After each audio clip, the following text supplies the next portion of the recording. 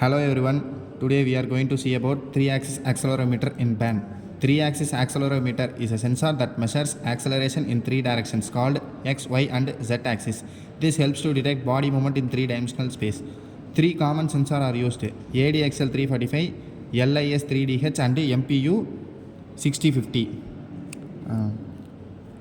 3-axis accelerometer sensor has input and output pins. Input pins are 2, output pins are 3.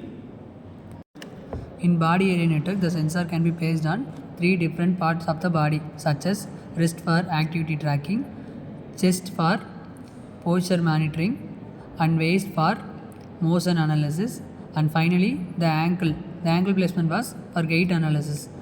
The working of an 3-axis accelerometer sensor in band is when body movements, the internal mass inside the accelerometer shifts. This creates an electrical signal representing X, Y, Z accelerations. This creates the microcontroller process this data and identify the body activity. Then the data transmitted to mobile phone or cloud. Applications: fault detection, activity monitoring and posture detection, gait analysis. Mathematical expression: A equal to root of x square plus y square plus z square.